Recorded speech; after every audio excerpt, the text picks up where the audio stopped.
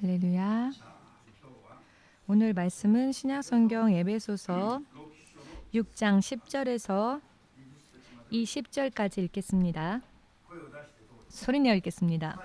정말로 너희가 주 안에서와 그 힘의 능력으로 강건하여지고 마귀의 괴계를 능히 대적하기 위하여 하나님의 전신 갑주를 입으라. 우리의 씨름은 혈과 육에 대한 것이 아니오 정사와 권세와 이 어두움의 세상 주관자들과 하늘에 있는 악의 영들에게 대함이라. 그러므로 하나님의 전신 갑주를 취하라.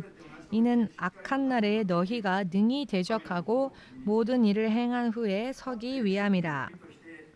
그런즉 서서 진리로 너희 허리 띠를 띠고 의의 흉배를 붙이고 평안의 복음에 예비한 것으로 신을 신고 모든 것 위에 믿음의 방패를 가지고 이로써 능히 악한 자의 모든 화전을 소멸하고 구원의 투구와 성령의 검 곧 하나님의 말씀을 가지라.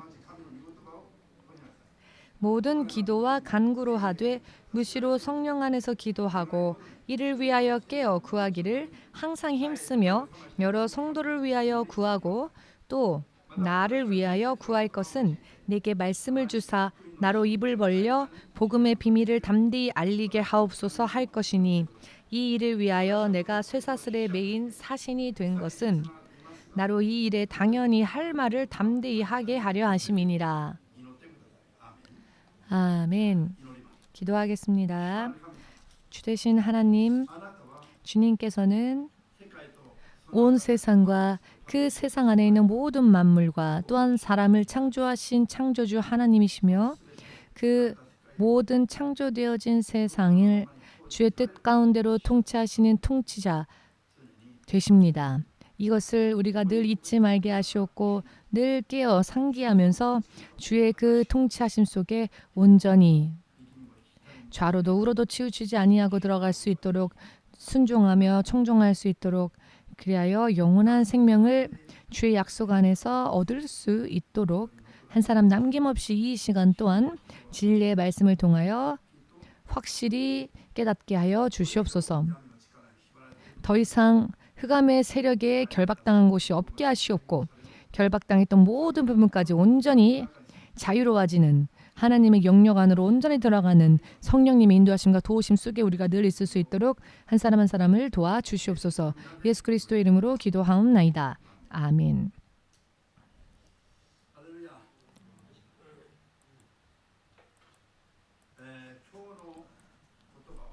오늘의 말씀을 여러분들이 어떻게 이해하고 또 어떻게 이 말씀을 받아들이느냐에 따라서 앞으로 여러분들의 인생이 확실하게 바뀌어지고 자 여러분 자연스럽게 변화하는 일은 없습니다. 하나님으로 인해 변화되는 것입니다. 이것을 먼저 마음속에 잘 새겨두시기를 바랍니다. 성경을 통하여서 이미 여러분들이 많이 읽으셨겠지만은 우리가 읽고 있으면서도 이 말씀을 무시하는 경향이 있는데요. 말씀을 읽으면서도 순종하지 못합니다. 그 이유는요. 깨달음이 없기 때문입니다. 깨달음이 없기 때문에 성경은 확실하게 말씀하고 계십니다. 두 가지 길이 있다. 천국 혹은 지옥. 중간은 없습니다. 진리가 있으면 거짓도 있습니다. 하나님께서 살아계시지만 사탄도 살아 있습니다. 이렇게 극단적으로 갈라져 있기 때문에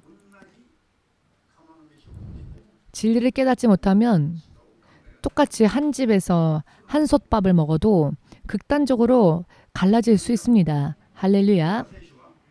그렇기 때문에 성경은 신앙의 자세를 어떻게 취해야 할 것인가 극단적으로 취해야 합니다. 크리스찬들이 이런 말을 싫어하는 분들이 계시지만은 사실 이것은 굉장히 뚜렷한 말이기도 합니다. 즉 너가 덥든지 차든지 하라. 미지근한 것을 하나님께서 뱉어내신다 하셨죠. 미지근한 것. 자 그리고 차가운 것을 주님께서 인정하셨다는 이야기가 아니라 우리가 명확하게 하지 않으면 안 된다라는 말씀을 우리에게 강조하시는 것이죠.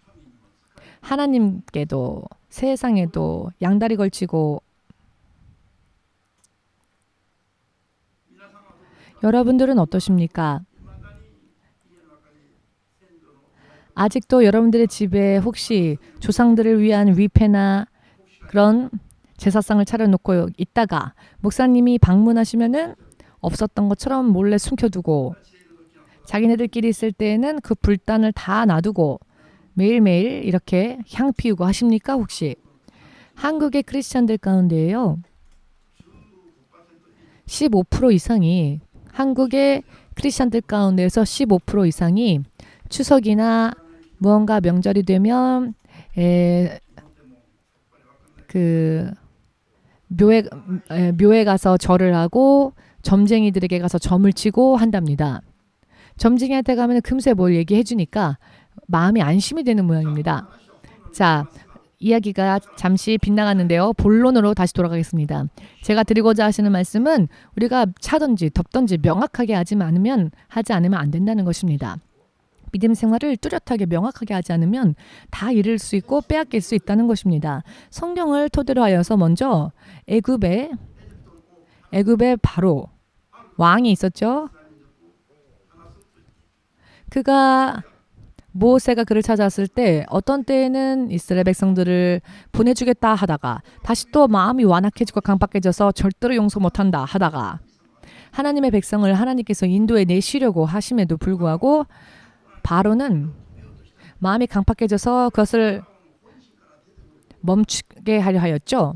그런데 그것이 그의 본심이 아니라 하나님의 통치하심 속에서 이스라엘 백성들로 하여금 더욱더 하나님을 구하게 하고 더욱더 절실히 하나님께 의뢰하기 위하여서 바로의 마음도 강팍하게 하셨다. 바로의 마음이 강팍해지는 것을 하나님께서 허락하셨다라는 말씀이 있습니다. 자, 이 일들의 목적은 당신께서 당신의 백성들을 연단하시기 위해서 단련시키시기 위해서였습니다. 다니엘서 4장을 보시면 느부갓네살 왕이 나옵니다만 느부갓네살 왕은 바벨론의 왕이었지요. 그런데 그 당시 세계 최강의 나라의 왕이었습니다. 그런데 그것이 그가 위대해서 당시 최강의 나라의 왕이 됐다는 것은 아닙니다. 그러나 본인은 자신이 잘났기 때문에 그렇게 되었다고 생각하였죠. 그가 교만했을 때 하나님께서 그에게 경고를 하셨습니다. 그가 풀숲으로 가서 마치 짐승처럼 그 풀을 뜯어먹으면서 아침 이슬에 젖으면서 1의 해를 지낸 후에 그는 겨우 깨달을 것이다 라고. 자, 그를 세계 최강의 왕으로 세우신 것은 그의 스스로의 능력으로 인해서가 아니라 바로 하나님을 인한 것이다라는 것을 그가 깨달을 때까지 7년이라는 시간 동안 그는 제정신을 잃고 짐승처럼 살았죠. 그리고 그 7년이 지났을 때 그는 드디어 이스라엘의 하나님이야말로 진정한 신이시다. 그 하나님이야말로 참된 하나님이시다라고 찬양하였습니다. 이렇게 이방의 나라까지, 이방의 나라의 왕까지도 하나님은 이렇게 세우십니다. 자, 그 이유는 왜였을까요? 왜 이방의 나라를 그렇게 높이 세우셨을까요? 그것은 당신의 백성들을 그 이방의 손에 붙이시사 그를 단련한 그 이스라엘 백성들을 그 죄를 깨닫게 하시고 그 고난 속에서 그들을 돌아볼 수 있게끔 하시기 위해서였고, 이 일을 위하여서 이방의 나라도 강하게 하셨다는 것입니다. 이와 같은 말씀들이 이해가 되지 않는 사람은 성경을 이해하지 못할 것이며 올바른 믿음도 만들지 못할 것입니다. 우리 옆 사람한테 인사를 나누고 시작할까요? 아직 일어나지 못한 분들이 있는 것 같습니다. 아직 잠에 취해 있는 분이 있는 것 같습니다.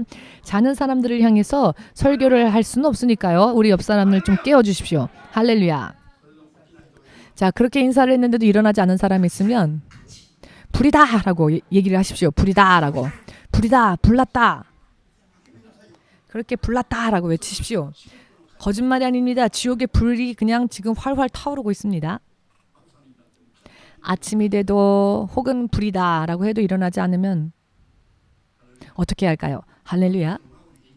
자, 우리 어린 손주에게만 물어봐도 다 합니다. 불이 났다고 하는데 그냥 자고 있겠습니까? 어린아이도 정답을 합니다. 본능적으로 도망갈 것입니다. 불이다 라고 말하면 지금 그 지옥의 불길이 여러분들의 발밑에서 활활 타오르고 있다. 그럼에도 불구하고 영적으로 깨려고 하지 않으면 어떻게 하겠습니까? 본론으로 돌아가겠습니다. 느부갓네살 왕을 강건케 했던 그 능력은 느부갓네살 왕 스스로의 힘, 그 능력으로 인해서가 아닌 세상을 창조하신 하나님께서 하나님의 계획하심 속에서 하나님의 백성들을 죄 속으로 빠진 하나님의 백성들을 하나님으로 다시 되돌리시기 위하여서 하나님의 계획 안에서 그 이방의 나라인 느부갓네살 왕을 강건케 하셨습니다. 하나님께서 그렇게 계획하셨기 때문에 느부갓네살 왕은 강건해질 수 있었던 것입니다. 하나님께서 그렇게 계획하시고 그렇게 명령하시면 모든 만물이 다 순종할 수밖에 없습니다. 최근 한국이 굉장히 혼란스러운 상황 속에 있다고 합니다. 그래서 많은 사람들이 여기저기에서 데모를 일으키고 정권을 향하여서 퇴진하라고 외치기도 하고 있답니다. 그런데 지금 이 정권이 세워졌을 때에 그리고 세워지고 난 뒤 시간이 잠시 지났을 때에 하나님께서는 2번에 걸쳐서 저에게 감동을 주신 것이 있는데요. 처음은 지금 현재 대통령이 그 몸을 만져보았더니 바짝 말라버린 그런 빵이 있지 않습니까? 크로와상이라고 하는 빵. 크로와상이라고 하는 빵. 이 빵이요. 딱딱해지면 어떻게 되겠습니까? 만지는 것만으로도 부슬부슬 빵이 부서지겠죠. 그런데 대통령의 몸이 마치 이 빵처럼 바짝 말라버린 빵처럼 부슬부슬 떨어지는 게 아닙니까? 어느 한 나라는커녕 자기 스스로도 지킬 수가 없는 그런 상황. 그냥 가만히 두어도 쓰러질 수밖에 없는 상황. 이미 망해버린 그런 상황이었습니다. 그렇기 때문에 스스로 대통령이 될 수 있는 힘은 없습니다. 대통령이 되었다 할지라도 그것을 유지할 수 있는 능력은 사람 안에는 없습니다. 그런데 잠깐 또 시간이 흘러서 하나님께서 다시 한번 저에게 보여주신 것이 있는데요. 이러했던 사람에게 이 2개 분량 정도에 되는 아주 맛있는 갓 구운 스테이크를 크게 잘라서는 포크로 찍어서 그것을 입에 넣어주는 겁니다. 입에 넣어주었더니 고기를 1점, 2점 다 받아 먹고는 아주 강건해졌습니다. 그리고는 아주 훌륭한 모습으로 변화되었습니다. 그래서 지금 또 훌륭하게 대통령의 직을 수행하고 있죠. 이와 같은 부분들을 하나님께서 저에게 보여주시고 난 뒤 저는 마음을 바꾸었습니다. 왜냐하면은 하나님의 통치하심 속에는 순종하지 않으면은 결국은 그것이 거역의 죄가 되기 때문에 자기의 힘으로 저렇게 된 것이 아닙니다. 지금까지 역대 대통령들이 정권이 교체되어질 때마다 하나님은 저에게 미리 누가 대통령이 될 것인지를 알려주셨습니다. 저는 모르지만 하나님의 계획하심 속에서 하나님께서 당신의 뜻대로 세우고자 하시는 자를 세우시기 때문입니다. 자신의 조국을 위해서 항상 기도를 하면은 그 나라를 향한 하나님의 뜻도 하나님께서 알려주십니다. 그리고 세상의 모든 정권을 잡은 자들도 그 자리에 세우신 분은 하나님이시다라는 것을 알게 하십니다. 그런데 문제는요, 왜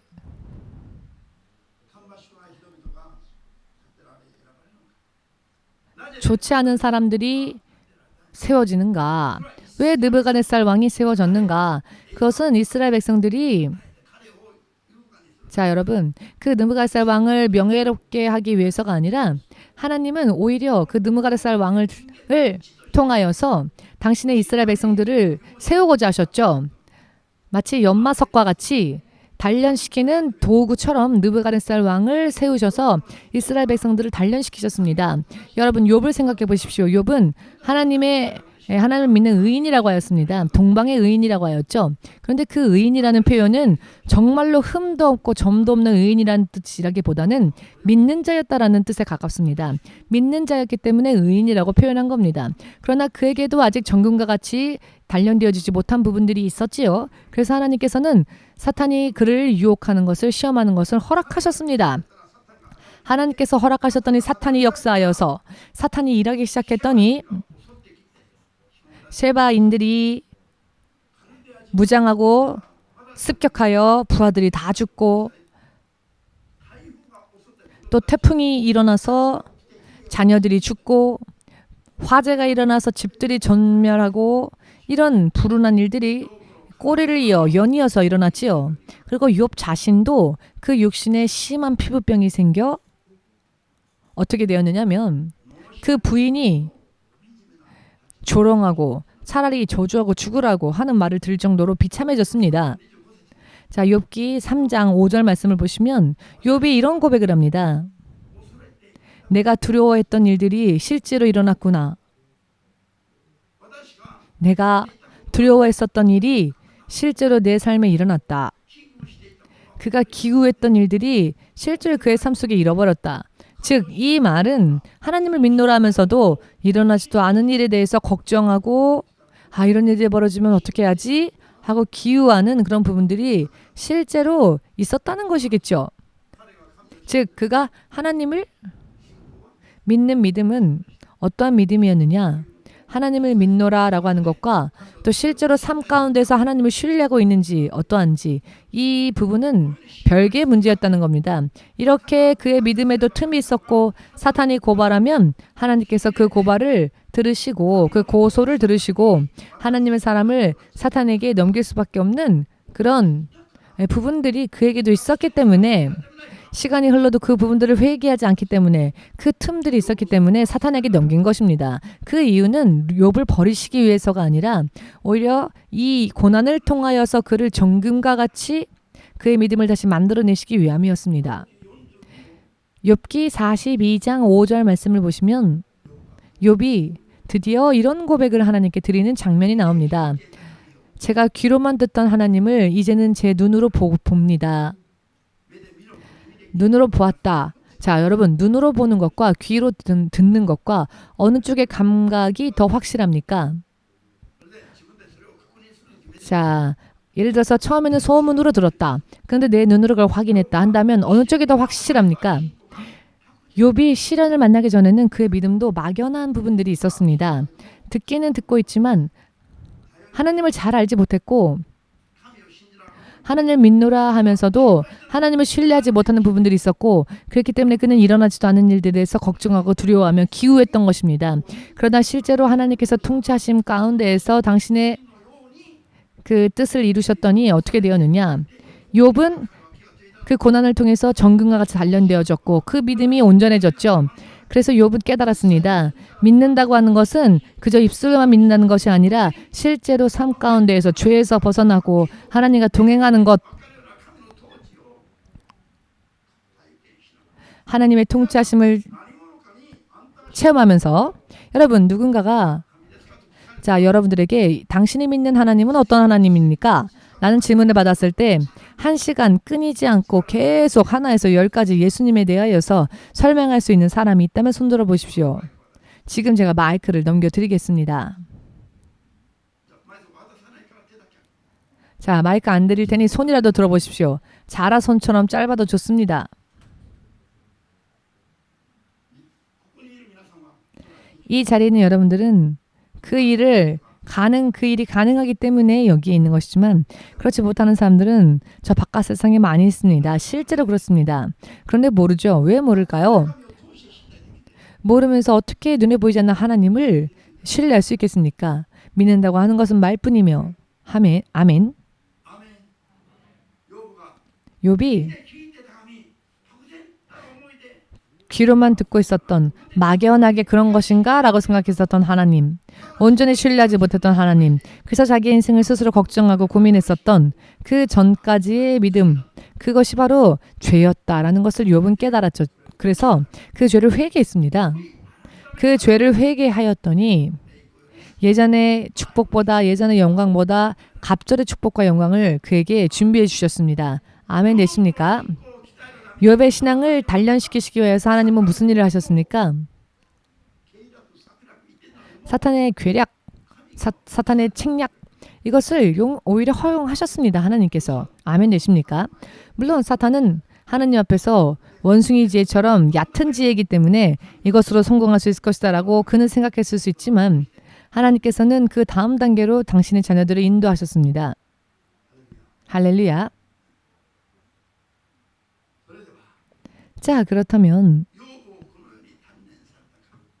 욥을 이와 같이 연단시키신 하나님, 느부갓네살 왕을 통하여서 실제로 이스라엘 백성들을 훈련시키신 하나님, 이 모든 것들은 하나님의 계획하심 속에서 일어나는 일들인데요. 과연 사람들이 하나님을 믿는다는 사람들이 어떻게 대응하고 있습니까? 만일 이스라엘을 침략하여서 하나님의 백성을 포로로 끌고 온 느부갓네살 왕이 하나님께서 그것을 허락하셨기 때문에 그 일을 하고 있는 것인데 이스라엘 백성들이 왜지? 라고 하며 왜 이런 일이 벌어졌지? 라고 하는 것만으로는 아픔이 계속되어질 수밖에 없습니다. 느부갓네살 왕에게는 오점이 없었습니다. 그는 오직 하나님에 의해 그도 다른 모양으로 쓰임받았을 뿐입니다. 이스라엘 백성들은 하나님께로 향해야 했습니다. 하나님을 향하여서 자신들의 죄가 하나님의 백성임에도 불구하고 왜 하나님의 자녀들이 보호하심 받지 못하고 침략당하여 쫓겨나고 끌려갔을까? 주여 이스라엘이 자 영적인 문제였죠. 어디에서 떨어졌느냐? 어디에서 문제가 있었느냐?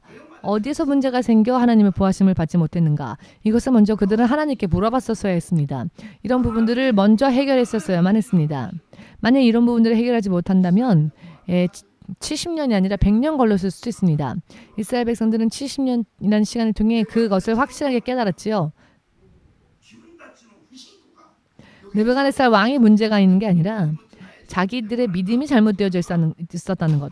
하나님의 예언자들 통하여서 아무리 경고하셔도 계속 우상 숭배하고 계속 하나님 앞에 범죄함으로 인하여 결과적으로 이렇게 되었다라는 것을 그들이 깨닫고 그들은 이제 밤낮으로 예루살렘을 향해 예루살렘을 사모하고 그리워하면서 예루살렘으로 다시 되돌려 주시기만 한다면 말씀을 어겼던 모든 죄를 회개하고 말씀대로 살겠습니다. 라고 이렇게 항목을 써서 그들은 공부했었죠. 그랬더니 바벨론 왕을 사용하셔서 이스라엘 백성들을 성전 건축까지 하나님의 백성이 하나님의 나라로 돌아오기 위해서는 예배당이 필요하지 않습니까? 그 예배당을 만드는 데 필요한 모든 재료를 바벨론 왕에게 하나님께서는 그가 준비하게끔 하셨습니다. 그래서 이스라엘 백성들이 하나님의 자녀로서 바르게 하나님께로 돌아갈 수 있는 길을 지금 여기 긴 시조의 이 예배당처럼 하나님께서 저들에게 길을 준비해 주셨다는 것입니다. 의미를 이해하시겠습니까? 긴 시조. 자, 긴 시라고 하는 것은 우리나라 말로 한다면 비단실 같은 것인데요. 그런 비단실로 짜진 비단실의 마을, 이것이 긴 시조라고 하는 지역명입니다만 이런 곳에 우리 교회가 세워졌으니 그런 좋은 교회가 되어서 낱낱이 영적 삶에서 승리하는 사령 본부와 같은 그런 교회. 하나님께서 우리 교회를 이렇게 인도하셨습니다. 하루에 어긋남도 없이. 5월 1일이 되었을 때 우리 교회가 그 예배당이 확정되어졌을 때에 여러분들이 귀로만 들으셨지만 이제는 눈으로 보고 확인하고 있지 않으십니까? 정말로 이렇게 교회에 들어왔다라는 것을. 이 경종은요, 여러분들을 위해서 울리는 겁니다. 할렐루야.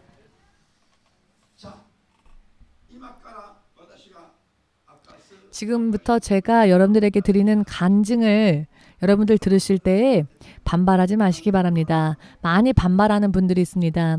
왜냐하면 세상에 있는 크리스천들이 가지고 있는 생각들과 틀리기 때문에. 그래서 교회가 제대로 맛을 내지 못하고 있습니다. 여러분들이 제가 지금부터 드리고자 하는 간증을 명확하게 들으셨으면 합니다. 제가 드리는 간증을 여러분들이 이해하신다면 성경의 길이 보이시리라 믿습니다. 제가 지금 말씀드리는 간증을 여러분들이 깨닫지 못한다면 성경을 읽어도 인본주의적으로 될 수 있습니다. 그러니 제가 지금부터 여러분들에게 드리고자 하는 간증을 잘 들어주시고 이해가 안 되시는 분들이 계신다면 이해가 될 때까지 성령님께 기도해 보셨으면 합니다. 그래서 신 목사님과 같은 결론을 낼 수 있을 때까지 기도해 보시기를 바랍니다. 아멘. 먼저 히틀러에 관한 이야기를 여러분들에게 드리겠습니다. 독일의 히틀러 정권이 독재 정권이었죠? 독재 정권이니 당연히 독일에 있는 크리스천들은 핍박을 받았습니다. 그리고 독일 인민 전체가 독재자가 원하는 대로 휘둘렸지요. 그것뿐만이 아니라 하나님의 백성이었던 유대인들이 몇백만 명이나 학살을 당하는 슬픈 일이 생겼죠. 인류 역사상 그 유래를 찾아볼 수 없을 정도로 정말 말도 안 되는 살육이 있었습니다. 당시에 독일인 목사님 본 해퍼라고 하는 젊은 목사님이 계셨습니다. 이 본 해퍼 목사님은 미국에 가 있었는데요.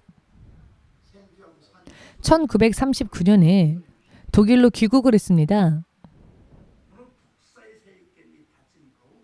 그리고 이 독재 정권을 향해 반발하는 그런 집회를 열기 시작했습니다. 제가 이 이야기를요, 지난주 한국에서 그 국가기도회에서 전했던 설교 내용과 그 흐름이 비슷한 부분들입니다.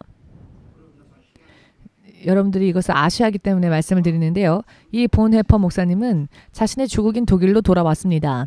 그리고 그가 왜 돌아왔느냐면은 내 조국이 이런 상황이 되었는데 내가 남의 나라에서 이러고 있으면 안 되겠다 하여서 조국으로 돌아간 뒤 무엇을 했느냐면은 히틀러를 향하여서 미치광이 운전수가 모두를 죽음으로 몰아넣기 전에 미치광이 운전수를 차에서 끌어내려야 한다. 이런 인용을 하면서 정권 퇴각의 운동에 참여를 했습니다. 물론 그는 얼마 되지 않아 체포당했습니다.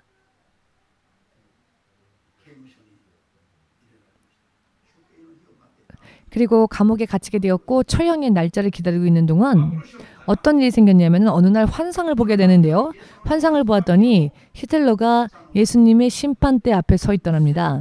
그리고 그가 엄청 흐느껴 울면서 엉엉 울면서 예수님께 이런 말씀을 하더랍니다. 무슨 말이었느냐? 예수님이 먼저 그에게 너는 왜 평생 많은 사람들을 고통받게 하고 죄를 범하고 살아왔느냐? 이와 같은 질문이 있었는데 그래서 너는 지금부터 이제 지옥의 불 속으로 들어갈 수밖에 없을 것이다 라고 하는 심판을 예수님께서 히틀러에게 내리셨습니다. 그랬더니 히틀러가 무슨 말을 하느냐면 저는 그게 잘못된 일이라는 것을 몰랐습니다. 그리고 죽고 나서 이런 심판이 있다는 것도 저는 전혀 몰랐습니다. 저에게 아무도 그것을 알려주는 자가 없었고 가르쳐주는 자가 없었고 전해주는 사람이 없었습니다. 히틀러가 한탄하면서 그렇게 하나님 앞에 호소하더랍니다. 이런 장면을 환상 속에서 하나님께서 그에게 보여주셨습니다. 본 해퍼 목사님에게. 이 환상을 보고 본 해퍼 목사님은 회개를 했습니다. 누가 회개를 했느냐? 바로 이 본 해퍼 목사님 자신이 회개를 했다는 겁니다. 왜 회개를 했느냐? 왜 회개를 했느냐? 영적인 것에 대해서 생각하지 아니하고 혈과 육의 부분, 눈에 보이는 사람을 상대로서 이러쿵 저러쿵 한 것입니다. 사실 영적인 눈으로 볼 때 히틀러조차도 구원받아야 할 한 명의 영혼이라는 것을 생각하지 못한 채 영적인 부분에 대해서는 전혀 고려하지 않은 채 또 왜 이러한 일들이 벌어지고 있는지 느부갓네살 왕을 하나님이 왜 세우셨는지 이집트의 바로의 마음을 왜 하나님께서 강팍하게 하셨는지 이와 같은 것을 생각하지도 않고 일방적으로 불평불만을 말하며 육과 혈에 대한 싸움만을 하려고 하니 이 부분에 대해서 본 해퍼 목사님이 회개를 한 것입니다. 그는 39살 때 처형당하였는데요. 그래서 그는 사망하고 말았습니다만 너무나도 젊은 나이죠. 자, 어떤 이들은 그것을 보고 순교다라고 생각할지 모르겠지만 더 깊이 한번 생각을 해보셨으면 좋겠습니다. 아니 생각하는 것만으로는 진정한 해결이 되지 않으니 주의 성령님께 여쭈어보셨으면 합니다. 그 죽음이 정말로 순교였느냐? 만일 그가 예수님을 전하다가 처형당한 것이었다면 순교였겠죠. 그런데 그는 영적인 일을 위한 어떤 부흥과 어떤 전도와 그와 같은 것들을 위해서 그렇게 한 것이 아니라 오직 정권에 대하여 반발했을 뿐입니다. 그 죄로 죽은 것이죠. 이것이 과연 순교라고 할 수 있을까요? 예수님 시대 때 빌라도의 법정에 예수님과 바라바가 동시에 그 앞에 죄인의 모습으로 섰을 때 유대교 풍습에 따라 한 명을 석방하라고 하였더니 이스라엘 백성들이 장로들과 서기관들 다 합하여서 백성들까지 바라바를 놔주고 예수는 십자가에 못 박으라라고 모두가 외쳤죠. 그때에 빌라도는 어떤 말을 했습니까? 아무리 생각해 보아도 예수라는 이 사람에게는 죄가 없는데 어찌하여 유대인 백성들은 예수를 십자가에 못 박으라고 하는 것인가? 자, 빌라도는요, 예수님이 죄가 없다는 것을 알고 있었습니다. 그러나 소동이 일어날까 두려워하여 유대인들 사이에 소동이 일어날까 두려워하여 민중이 하는 이야기에 귀를 기울였던 것이죠. 그래서 마침내는 그럼에도 불구하고 찜찜하니까 예수의 피에 대한 그 핏값은 나는 관계없다 라고 말합니다. 그리고는 물을 떠온 대야에다 손을 씻지요. 그랬더니 이스라엘 백성들이 무엇라고 말하냐면 저 피의 대가는 우리와 우리의 자손에게 있습니다. 우리와 우리의 자손에게 그 피의 대가를 돌리십시오 라고 말을 합니다. 예수님의 십자가에 못 박은 피의 대가를 자기와 자기 후손들에게 돌리랍니다. 이 죄의 청산이 그 후에 계속 이어지고 있음을 믿으시는 분들은 예수님의 통치하심에 대해 아멘으로 고백하시기를 바랍니다. 오히려 이 보네퍼 목사님께서 목사이기 때문에 주의 종, 영혼들을 살려야 할 목사였기 때문에 오히려 잠들어 있는 독일의 교회들을 깨우기 위하여서 진리를 전해야만 했었을 것입니다. 히틀러도 회개하여 예수님을 영접할 수 있도록 전해야 했었을 것입니다. 정권에서 내려오라고 외치는 게 아니라 말입니다. 그리고 또 한 가지는 독일 안에 살고 있는 기류자와 같은 유대인들이 왜 이런 학살의 대상이 되었느냐? 왜 이런 학살의 대상이 되지 않았냐면 안 되었느냐? 마태복음 27장의 그 죄의 대가가 예수님을 십자가에 못 박은 피의 대가가 지금 돌아왔기 때문입니다. 자, 그 죄를 회개만 하면 하나님께서는 회개하는 자에게 진노를 멈추십니다. 하나님의 허가 없이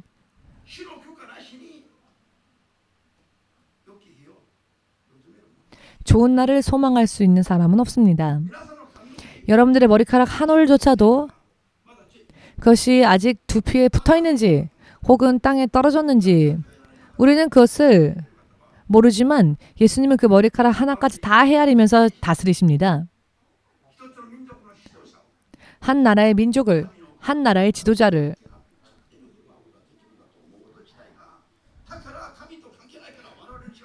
자, 하나님과는 상관없이 혈과 육으로 싸우는 일들만 하면 그것은 이미 크리스찬의 수준이 아니라는 것을 여러분들 확실하게 깨달으시길 예수님의 이름으로 축복합니다. 아멘 되십니까? 크리스찬들은 혈과 육으로 사는 것, 육신으로 사는 삶을 우선으로 하면 안 됩니다. 영으로서 하나님의 성령을 쫓아가는 것을 우선하면서 그 삶을 시작하는 것이 크리스찬입니다. 아멘 되십니까? 그렇기 때문에 크리스찬이 되면 당연히 무엇을 먹을까, 무엇을 입을까, 무엇을 마실까 걱정하는 삶을 사는 것이 아니라 하나님의 나라를 어찌하면 하나님의 나라가 어찌하면 내게 임할까? 하나님의 뜻은 어디에 있을까? 하나님의 뜻은 어떠하신가? 이것을 구하고 기도하며 하나님의 뜻이라면 살 것이요. 하나님의 뜻이라면 이것저것도 할 것이요.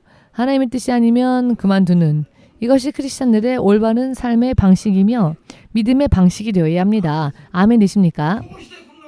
어찌하여 이와 같은 일들이 일어나는가? 마태복음 27장 25절 이하 말씀을 보시면 유대인 학살이 일어나게 된 이유, 동기를 알 수 있습니다. 자, 그리고 그것이 죄라는 것을 설교했어야만 하고 알려주어야만 했었습니다. 그리고 저들이 온전히 회개했다면 하나님의 진노하심은 그 순간 멈췄을 겁니다. 더 이상 간구하지 않았어도 온전한 회개가 이루어졌다면 하나님의 진노는 멈췄을 것입니다. 여러분들이 모든 죄의 회개가 온전하게 이루어졌다면 여러분들이 가지고 있는 병, 질병들, 금전적인 문제, 인간관계 여러 많은 문제들 이와 같은 것들은 저절로 해결이 되어집니다. 그와 같은 것들은 하나님께 기도해야 할 제목들이 아닙니다. 그것은 이방인들이나 구하는 기도입니다. 마태복음에 나와 있죠. 하나님의 사람들은 그와 같은 것을 구하지 않는다. 그런 것들은 구하지 않아도 구해야만 받을 수 있는 것이 아니라 그런 것들은 구하지 않아도 하나님께서 주의 자녀를 생각하시사 우리에게 필요한 때에 우리에게 필요한 것을 허락하여 주시기 때문에 우리가 기도해야 할 것은 오직 하나님의 나라와 하나님의 의, 하나님의 뜻은 어디에 있으며 하나님의 뜻을 어떻게 청종해야 하느냐 이것을 생각하며 기도해야 하고 만일 내가 청종하지 못한 부분이 있다면 그것을 마음을 찢어 회개하고 이와 같은 것이 우선시 되어져야 하면 이것이야말로 믿음의 행위가 함께하는 진정한 믿음입니다. 우리가 이와 같은 믿음을 살 때 하나님은 우리를 책임져 주십니다.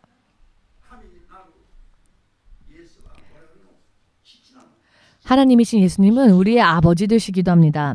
아버지는 아이들이 곤란할 때, 아이들이 힘들 때, 자식들, 자녀들이 고통스러울 때 아버지 힘들어요 라고 외쳐야만 아 그래 힘들었어 라고 돌아보는 그런 아버지가 아닙니다. 여러분들은 어떠십니까? 아이들이 펑펑 울기 전까지는 아이들의 그 고민을 알아차리지 못할 수 있습니다. 그러나 하나님은요, 우리가 울어야만 반응하시는 분이 아니라 우리가 하나님 앞에 온전히 나아가기만 하면 우리가 구하지 않은 것들까지도 상상할 수 없을 정도로 채워주시고 주시는 분이십니다. 원한 것만큼만 주시는 분이 아니십니다. 우리가 주님 앞에 간구한 것 이상, 생각한 것 이상, 상상한 것 이상의 좋은 것을 주십니다. 그렇기 때문에 천국에 갈 때는 반드시 준비해야 할 준비물이 있다고요. 제가 말씀드렸죠? 하나는 안 돼, 하나는 흉배. 왜냐하면 너무나 놀라서 천국 보고는 너무나 놀라서 눈알이 튀어나갈 수도 있고 심장이 파열될 수도 있기 때문에 너무 깜짝 놀라서 그래서 흉배도 차고 천국에 가라고 제가 말씀드렸죠? 예수님에게 여쭤보십시오. 신목사님 가짜입니다? 입니까? 신목사가 거짓말하는 겁니까? 하고 한번 물어보십시오. 그러면 진지하게 물어보면 어떻게 될까요? 그러면은요. 자, 망치로 머리를 때리실 겁니다. 넌 아직 그것도 몰랐니? 넌 아직 그것도 모르고 크리스찬이 됐니? 라고 말입니다. 아멘 되십니까? 농담처럼 들릴 수 있지만 정말 그대로입니다. 아니 그 이상입니다. 아멘 되십니까? 자, 그리하면 요한복음 15장 2절 말씀을 보시면 포도나무가 있어서 열매를 맺지 않는 나무는 잘라낸다 하셨죠?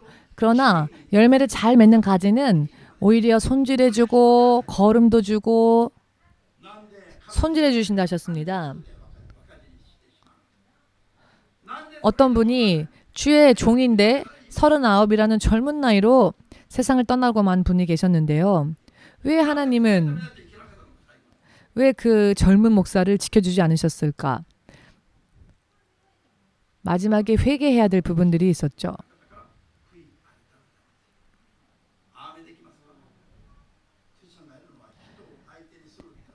크리스찬이 하는 일은 사람을 상대로 싸우는 것이 아니라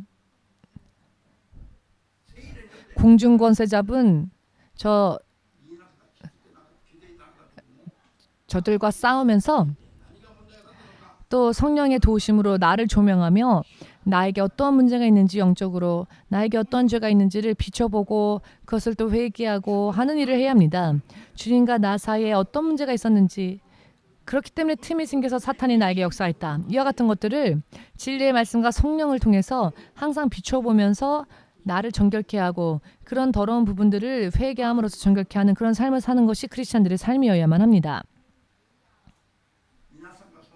여러분들이 존경하는 여러분들은 모르겠습니다만 사람들이 존경하는 마틴 루터 킹 목사가 있습니다. 이 목사님은 백인들의 핍박 속에서 흑인들을 해방시키기 위하여 목사직을 버리고 인권운동가로 변신했는데 그가 39이라는 젊은 나이에 총격을 받아 죽었습니다. 자, 그는 인권운동가로 알려져 있지만 원래는 목사님이었습니다. 그가 목사였을 때에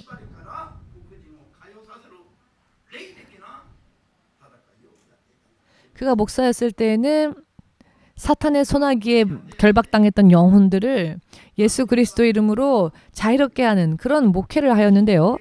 그러나 어느 날 그가 인권운동을 시작하면서 영적인 부분들이 아닌 육적인 부분으로 그 일을 바꿨습니다. 여러분들의 판단으로는 어떠십니까?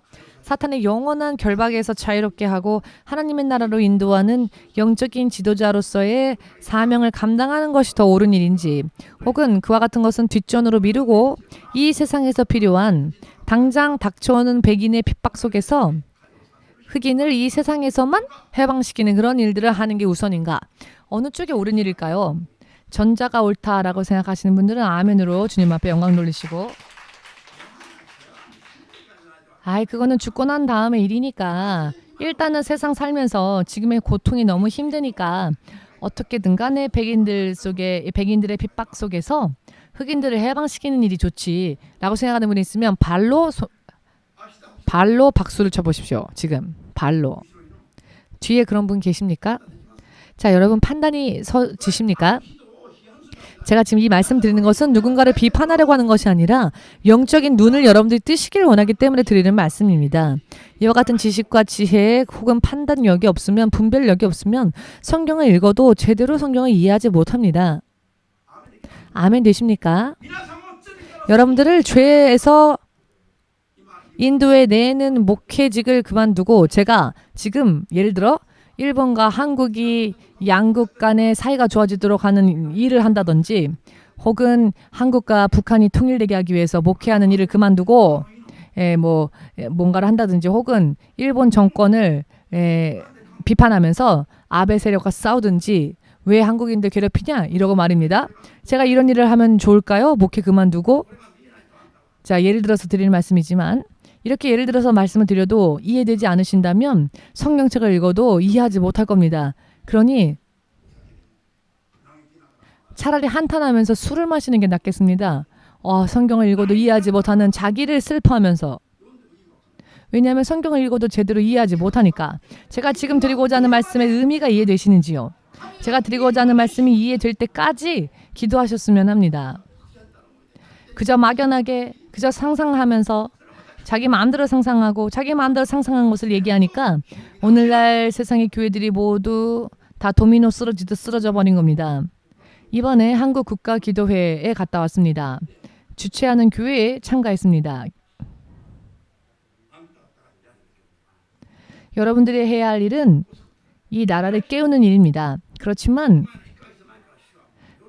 이 국가기도회에 참가하기 한 달 전부터 하나님은 저를 잠도 재우지 아니하시고 밤에도 깨우셔서 기도케 하셨는데요.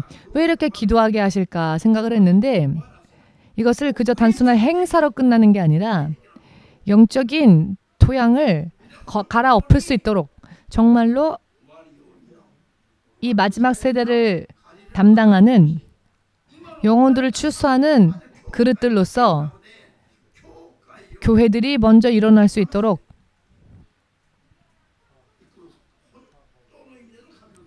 진정한 의미에서 교회가 하나님의 교회답게 성령께서 사용할 수 있는 교회로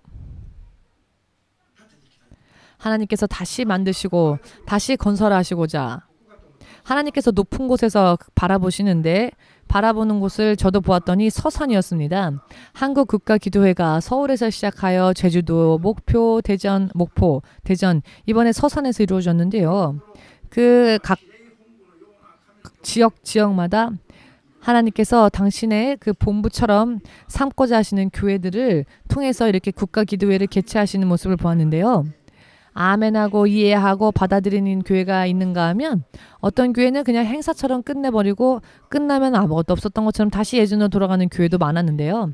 제가 이번에 서산에 그 개최하는 교회 목사님께 확실하게 말씀을 드렸습니다. 어떻게 하시렵니까? 라고. 그런데 이분이 그 마음밭이 이미 깨끗하게 갈려진 분이었습니다. 그래서 씨앗이 뿌려지면 계속 그 말씀을 받아 삼켜서는 우리 교회를 위해서 신목사님이 일본에서 오셨구나 라고 하셔서는 수요일, 목요일, 금요일 계속 말씀 전해달라고. 저는 이미 다른 약속이 있어서 서울 올라가야 합니다. 만일 이 일이 캔슬이 되어지면은 예배 인도하겠지만은 이미 다른 곳에서 약속되어진 곳이 있어서 죄송합니다 라고 말씀을 드렸는데요. 서울에도 간 교회가요. 그 금요일은 신유 집회가 있는 교회였습니다. 그런데 우울증에서부터 휠체어를 타고 오시는 분들, 귀신 사로잡혀서 온 몸이 완전히 결박당하신 분들, 이런 분들만이 모여있는 집회였습니다. 얼마나 이렇게 사탄이 회방을 했는지 사실 이것이 캔슬될 뻔했는데 하나님께서 인도를 해주셔서 가게 되었는데요. 한 번, 두 번 이상 이 신의 집회에 참석했음에도 불구하고 저는 치유받지 못했습니다 라는 분이 계시다면 잘 들으십시오. 병이 고침받기만을 바라는 마음밖에 없기 때문에 고침 못 받는 겁니다. 만약 하나님께서 당장 고쳐주시면 처음에는 감격하고 감동하여서 눈물 흘리면서 역시 예수님밖에 없어요 라고 하겠지요. 그러나 과연 그 상태가 얼마나 계속되어질까요? 심원서 목사님은 20년 동안 일본에서 많이 보았습니다. 대부분의 사람들은 다시 세상으로 돌아갔습니다.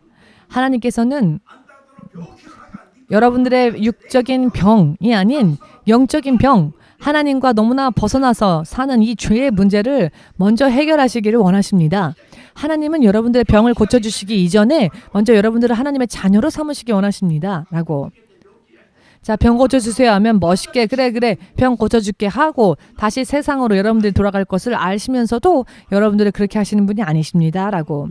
여러분들의 육체의 질병을 깨끗하게 해주시기 전에 하나님께서는 먼저 영적인 문제들을 치유하시고 그리고 또 동반되어지는 표적으로서 하나님의 자녀이니까 육적인 부분에 대한 질병의 치유도 주시는데 그러나 사실 육적인 부분은 구하지 않아도 주시는 보너스 같은 은혜입니다. 이런 믿음의 우선순위가 잘못되어져 있기 때문에 맨날 울면서 나 여기 아파요, 나 저기 아파요 울기만 하지 울어도 소용없다는 겁니다. 왜 아버지 앞에 가서 하나님 앞에 가서 비참하게 웁니까? 아빠 할렐루야 당당하게 자식의 모습으로 자녀의 모습으로 나아가지는 못할 망정. 아직도 자시는 분이 계시는데. 자, 예를 들어서 이 설교가 끝날 때까지 눈 뜨고 잘 들어주시는 분에게는 100만행 드릴게요 하면은 저는요 토요일부터 안 잤어요 라고 하시겠죠 여러분? 목사님 저는요 100만행 받으려고 토요일부터 안 잤어요. 제가 얼마나 이렇게 마음이 뜨거운 마음으로 여기 왔는지 아십니까? 라면서 막 어필하겠죠. 그런데 왜 생명에 관련된 말씀, 영적인 생명에 대한 하나님 말씀에 대해서는 흥미가 없고 왜 자꾸 하나님의 말씀 앞에만 오면 피곤하고 졸립니까? 하나님을 온전히 만난 경험이 없어서 그렇습니다. 여러분 정말 예수님을 만난 경험이 있으십니까? 여러분 병 고침받았다고 예수님을 만났다고 생각하십니까? 여러분 그것은요 그냥 맛보기입니다. 맛보기. 예를 들어서 슈퍼마켓에 가면 물건을 사라고 맛보기로 내놓은 샘플이 있지요. 내가 그것을 맛봤다고 해서 그것을 실제로 돈을 지불하고 실제 상품을 산 건 아니죠. 그런데 믿음에 대해서는 착각하고 있습니다. 육의 병이 고침받았다고 예수님을 알았다, 예수님을 만났다라고 하는데요. 아닙니다. 더 깊이 알아야지 그것은 맛보기입니다. 내가 무엇을 바라며 하나님 앞에 왔는지.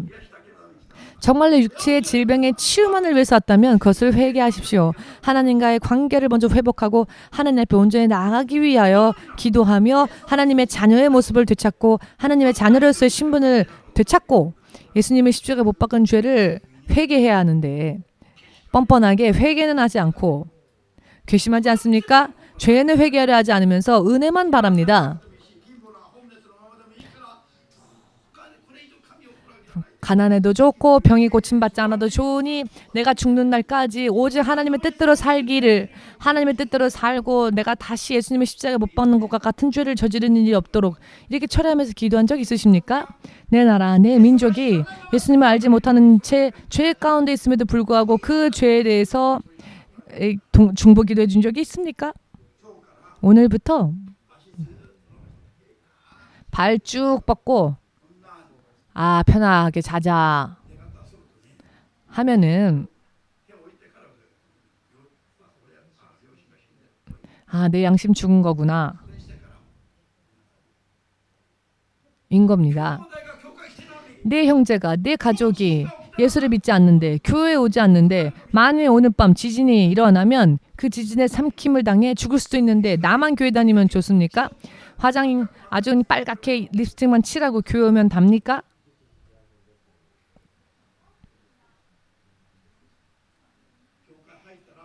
교회에 들어왔을 때에는 오시는 분들을 안내하기 위해서가 아니라면은 전원을 꺼버리십시오. 비즈니스의 연장선으로서 혹은 친구들과의 연장선으로서 전화기 켜놓고 예배 중에 전화 오면 얼른 받고 그렇게 하지 마십시오. 그것은 하나님 앞에 흥미가 없는 사람들의 태도입니다. 차라리 그럴 거면은 들어오지 마십시오. 교회에. 제가 지금 어떤 말씀을 드리려고 하는지 의미가 이해되십니까? 사실 우리는요, 교회에 오기 전부터 이미 마음을 정결케 하고 죄에서 벗어나서 하나님 앞에 온전히 예배드릴 수 있도록 하고 와야 됩니다. 왜 죄를 죄대로 짊어지고 와서는 눈물만 흘린다고 다 되는 게 아닙니다. 눈물이 나오면 뭔가 안도가 되십니까? 내가 눈물 흘리고 기도하면 뭔가 해결될 것 같습니까? 아니요. 회개하지 않는 눈물의 기도는, 회개하지 않으면서 흘리는 눈물의 기도는 하늘에 상달되지가 않습니다. 하늘에 닿을 만한 기도도 하지 않고 금식도 하지 않으면서 내가 예수님 이름 부른다고. 여러분, 예수님은요, 전능하신 하나님이십니다. 속지 않으십니다. 말 한마디로 당시 세계 최강의 왕이었던 느부갓네살 왕을 단 하루 만에 짐승처럼, 들짐승 중에 한 마리처럼, 아니 그보다 더 비참하게 하셨던 분이었습니다. 차라리 들짐승은 원래부터 들짐승이니까 차라리 낫기라도 하죠. 사람으로 태어나서 최고의 권력을 쥐었음에도 불구하고 들짐승처럼 되어버렸다면 이것처럼 비참한 일이 어디 있습니까? 1번 속담에도요. 가축보다도 못하다, 가축보다도 못하다, 짐승보다도 못하다 라고 하는 단어가 있는데요. 속담이 있는데요. 정말 이게 성경적이죠. 일본 사람들은 믿음이 없으면서도 일본 사람들의 그 속담 같은 걸 보면 참 성경적입니다. 그런 부분은 참 존경스럽습니다. 자, 우리 모두 함께 이야기해 볼까요? 짐승보다 못한 운명이 되지 않기 위해서 사람의 본성을 깨달아야 한다. 사람의 본성은 사람 자체가 아닙니다. 사람으로 태어나서 사람으로 죽기 위해서 사는 게 우리가 아니고요. 우리 사람은 하나님의 형상대로 창조되어진 존재입니다. 하나님의 자녀가 되기 위해서 창조되어진 자들입니다. 하나님의 자녀로서 여러분들의 인생을 완성하지 않으면은 짐승보다도 못한 존재가 되어버릴 수밖에 없다는 것을 명심하시기 바랍니다. 말대로입니다. 비유가 아닙니다. 그렇지 않으면, 왜 정말 그렇지 않다면 제가 왜 제 조국까지 버리고 일본에 와서 이렇게 목회하겠습니까? 이번 국가기도회에서도 제가 한마디를 이야기 드렸지만은 천국도 없고 지옥도 없다면은 제가 왜 이 고생하겠습니까? 라는 말을 했습니다. 저는 원래 목사가 되기 전에 술을 얼마나 좋아했는지 동틀 때까지 술을 마셨던 사람이었습니다. 그랬던 제가 왜 술 다 끊고 왜 3일 금식하면서 매주 이렇게 목회를 하겠습니까? 제가 제정신이 아니라서 그렇습니까? 그렇지 않죠. 여름에 차갑게 냉장고에 있는 맥주가 얼마나 맛있습니까? 근데 그걸 왜 제가 버렸을까요? 저는 저의 나라를 정말 사랑하는 자였습니다. 인천공항에 발을 내딛는 것만으로도 공기가 탁해도 안개처럼 뿌해도 저는 제 조국의 공기조차도 사랑했었습니다. 일본의 나리타 하네다에 도착하면 얼마나 청명한 하늘인지, 그럼에도 불구하고 한국의 공기와는 다르게 청명하고 탁 트여 있어도 무언가 마음이요 쓸쓸합니다. 이것은 태어나면서부터의 어떤 본능 같은 것이죠. 저는 제 나라가 좋습니다. 객관적으로 보면 일본이 더 좋습니다. 그렇지만 저는 제 나라를 좋아하는 자였습니다. 그런데 왜 그랬던 제가 일본에 제 인생을 바치고 있을까요? 제가 하나님으로부터 받은 본분을 다 감당하기 위해서입니다. 그리고 제가 사람으로 태어났기 때문에 짐승처럼 되지 않기 위해서입니다.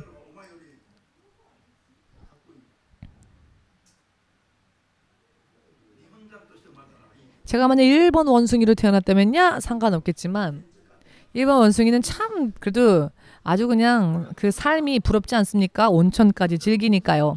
1번 원숭이는 온천도 즐기며 아주 유유자적하게 사니까 저는 그런 여유도 사실 별로 가진 적이 없습니다. 온천이 싫어서가 아닙니다. 골프 치는 게 싫어서가 아닙니다. 당구가 싫어서가 아닙니다. 저는 당구를 굉장히 좋아했었습니다. 그런데 왜 다 버렸느냐? 왜 스스로 다 버렸느냐? 내가 사람인 채로 내 인생을 끝내고 싶지 않기 때문입니다. 하나님의 자녀로 인생을 끝내고 싶기 때문입니다. 하나님의 자녀로 태어났는데 내가 왜 사람의 모습으로 인생을 마칩니까? 왜 이 세상에 하나님을 알지 못한 채 성공한 사람들을 보고 왜 동경합니까? 하늘로 올려주신 분은 오직 예수님 한 분밖에 없는데 그 예수님을 동경하지는 못할 망정. 하늘에서 오신 죄 없는 그분만이 죽음 속에서도 부활하셔서 하늘로 올려주셨습니다. 그 천국을 소망해야 할 터인데 또 그 예수님을 닮아 하나님의 형상대로 창조되어진 우리 사람들이 예수께서 가신 그 나라 하늘에 대해서는 소망이 없고 그저 이 땅에 있는 부귀 영화 돈의 손실만 있으면은 그냥 세상 망한 것처럼 10년 20년 밥 먹여도 사회 복귀하면 그것도요 무슨 사장이 되었다 이것도 아니고 생활보호 수당을 타게 됐다, 노인홈에 들어가게 됐다, 공원 오지 않게 되고요. 그렇게 되면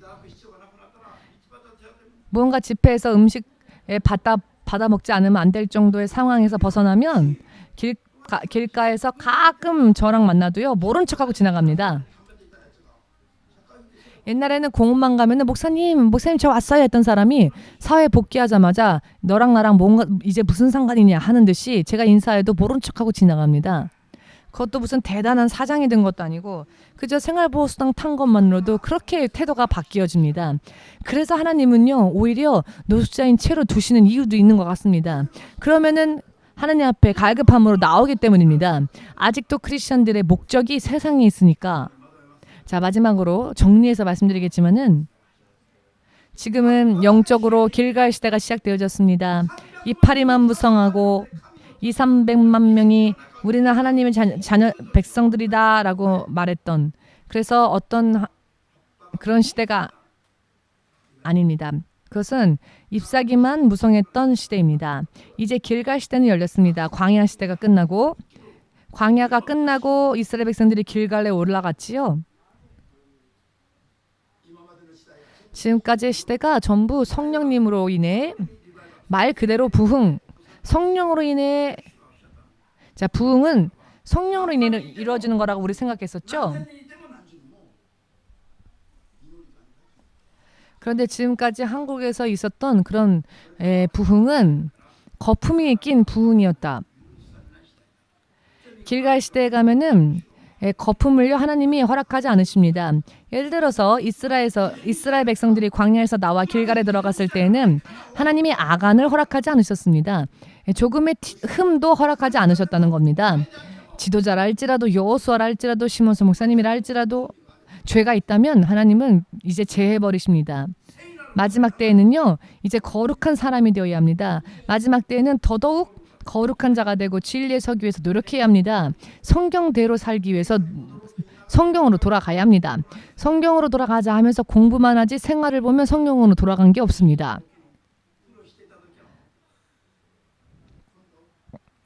고생했을 때 자 옛날에요 고생하면서 하나님 예배당만 주시면은 주를 위해서 살겠습니다 하던 사람들이 지금은 교회가 세워지면은 모른 척하고 산답니다. 옛날에 어떤 분에게 들은 말인데 그분이 한국에서 섬기시는 교회 목사님의 사택이 얼마나 크냐면은 화장실만 12개인가 13개가 딸려있는 사택에서 사신답니다.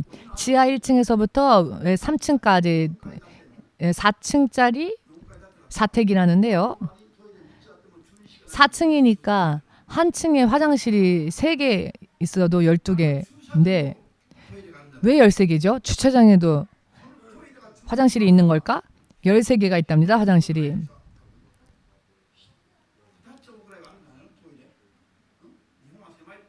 일본은 좁지만 한국은 이렇게 넓은데 화장실이 한 평이라고만 쳐도 13개 있으면 화장실만 13평인데 제가 사는 곳은 10평도 안 되는 집입니다.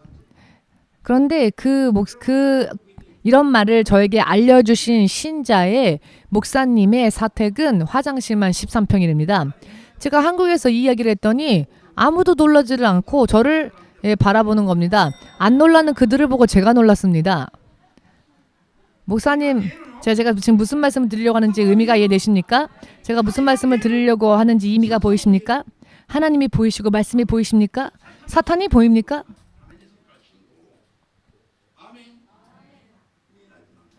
우리는 영의 눈으로 볼 수 있어야 합니다. 저는 기도했습니다. 하나님의 통치 시리즈를 가르치기 이전에 많이 기도했습니다. 내 머리도 내 생각도 다 주 예수 그리스도의 보혈로 깨끗하게 해달라고. 그리고 내 생각은 아무것도 없게 해달라고. 그리고 어디에서부터 어떻게 가르쳐야 할지 알려달라고. 그리고 그렇게 기도하면서 하나님이 저에게 주시는 말씀만 전하겠다고 제가 전할 때 듣는 사람들도 알게 해주십시오 하면서 시작한 게 수요 성경 공부인데요. 이 수요 성경 공부의 커다란 흐름이 뭐냐면 악한 영과의 싸움에서 승리하며 하나님의 뜻을 청종하여 살아 죄에서 벗어나서 거듭남의 삶을 살고 언제든지 천국 갈 수 있는 준비를 하는 하나님의 자녀되자. 이것이 큰 흐름입니다. 그런데 이런 이야기를 하면요, 사람들은 별로 기뻐하지 않습니다. 기적만 보면 좋아합니다. 자기는 못 쫓아가면서 당신은 이렇게 된대 저렇게 된대 이런 점쟁이 같은 말들만 좋아하고 그러면서 자기는 크리스찬이라고 합니다. 그렇기 때문에 인기는 끌 수 있을지 모르지만 그 인기 안에는 생명이 없습니다. 아멘 되십니까? 저도 사모님도 만일 열심히만 했다면 그래도 40평 정도 되는 만션 하나는 건질 수 있었을 겁니다. 어떻게 누구누구 집에 화장실보다도 작은 평수에서 살겠습니까? 자, 세상 사람들의 눈으로 볼 때는 바보같이 보일 수 있겠죠. 예수님을 전하는 전도가 세상 사람들의 눈에는 어리석게 보입니다. 그렇지만 하나님은 이렇게 어리석은 자, 연약한 자를 통해서 전도라는 사람들이 볼 때는 어리석어 보이는 모습을 통해 이 세상 사람들의 영혼을 구원하실 계획을 세우셨다고 하셨습니다. 전도는 무엇입니까? 예수님을 알리는 것입니다. 화장실 13개 딸린 집 열심히 금식하면서 기도하면서 사랑의 하나님께 구하면 화장실 13개 딸려있는 만션이 주어졌다. 집이 주어졌다. 아, 하나님 사랑의 하나님이에요. 이렇게 주셨어요. 라고 하면 사람들은 이 설교가 멋지다. 기도만 하면은 화장실 13개 딸린 집 받을 수 있구나. 이런 이야기만 하면 막 그냥 서로가 아우성치면서 우리도 기도하자 하면서 막 바닷가에 모래알처럼 그 교회 사람들이 모이겠죠? 그러나 하나님이 보실 때는 그 무리 속에 하얀 세마포를 입은 자들이 여기저기 아무리 둘러봐도 3-4명밖에 안 보이는구나. 자, 강대상 있는 데 있는 사람들은 그럼 하얀 옷을 입었을까? 아직도 검은 옷을 입고 있구나. 이것이 오늘날 이 세상에 있는 많은 교회들의 현 주소입니다. 이것이 보일 때까지 여러분들도 기도하시기 바랍니다. 여러분 기도하셔서 영의 눈이 열려서 3년, 5년, 10년 다녀도 아무런 변화가 없는데요. 하시는 분들은 저에게 아무런 말 안 하고 교회를 떠나셔도 좋습니다. 아니 3년 교회를 다니고 5년 교회를 다니고 10년 교회를 다녀도 아무런 변화된 모습이 없다고 한다면 그냥 일하러 가십시오. 교회 오지 말고. 사실은 3일 만에라도 변화되어야 합니다. 아니 단 3분이라도 변화되어야 합니다. 3분 만에라도. 왜냐하면 막상 이 마지막 때에 하나님의 천사장의 나팔 소리가 들려올 때에는 3분도 안 걸릴 겁니다. 근데 그 나팔 소리가 들리자마자 휴거는 순간에 끝나버릴 것입니다. 아멘 되십니까? 세상 사람들이 알기도 전에 다 끝나버리고 나중에 보니 이미 휴거는 끝났구나. 자고가 있었다? 변명이 안 됩니다. 변명이 안 됩니다. 왜 주님은 한 달 이전부터 이 국가 기도회를 위하여 아침 새벽 5시부터 기도시키시고 밤 11시까지 교회 행사대로 다 봉사하다가 새벽 기도 나가기 위해서 11시, 12시쯤에 잠깐 자는 그 시간에도 깨우셔서 왜 이렇게 중보 기도 시키셨을까? 다 의미가 있었습니다. 지금의 환경 상황 상관없습니다. 언제 어느 곳에서건 하나님의 뜻이 있다면 일어나야죠. 예를 들어서 예수께서 나사로에 나오라 하셨을 때 저는 지금 무덤에 있고요. 저는 지금 썩어서 냄새가 나니까 죄송스러워서 못 나가겠어요 라고 변명할 수 없습니다. 언제 어떤 상황에서건 주님의 부르심이 있다면 마리아가 저는 남자를 알지 못하는 여자이지만 그러나 예수께서 하나님께서 저를 사용하신다 하신다면 저의 태를 드리겠습니다 라고 했더니 자 하나님께서 그를 축복하셨고 마리아의 약혼자였던 요셉에게도 마리아가 아무런 변명하지 않아도 하나님께서 천사를 보내시사 천사장을 통해서 모든 일들을 말씀해 주시고 태어나게 될 그가 아들이며 그 아들이 하나님의 백성들을 구원하실 자다라고 다 알려주셨죠. 아무런 변명하지 않아도 되었습니다. 마리아가. 왜냐하면 이미 하나님께서 천사장을 통해 그 정혼자 요셉을 인도하셨기 때문입니다. 우리가 온전히 하나님께 순종하고 노력하면 모든 문제들이 풀릴 겁니다. 나라의 문제도 풀릴 것이며 모든 것이 하나님의 방법대로 해결될 것입니다. 이 일 저 일 바빠서 여기저기 분주하게 뛰어다니느라고 금식할 시간도 없고 기도할 시간도 없고 하나님을 간구할 시간도 없고 다 소비해버리고 난 다음에 지쳐서 쓰러져서 해봤자 헛것이다. 해봤자 무익하다. 라고 한탄하는 날이 오기 전에 오직 하나님에게만 집중하시기 바랍니다. 하나님에게만 집중하시기 바랍니다. 아멘 되십니까? 그러나 가망성이 있었습니다. 이번에 간 교회는요. 제가 전한 말씀들을 다 받아들이고 다 아멘을 했습니다. 이제 그 교회도 영적인 흐름이 바뀌리라 믿습니다. 하나님이 미리 그 교회가 변화될 것이라고 보여주셨기 때문입니다. 자, 예수님의 이름은 3번 부르고 다 함께 기도하겠습니다. 나 자신, 내 주위에 있는 사람들, 육신의 것들을 소망하며 기도했던 것들을 회개하고 오직 하나님을 따르지 못했던 죄를 회개하고 이제는 오직 하나님 뜻대로 살기 위해서 간구하고 기도하고 죄에서 육의 생각에서 벗어나서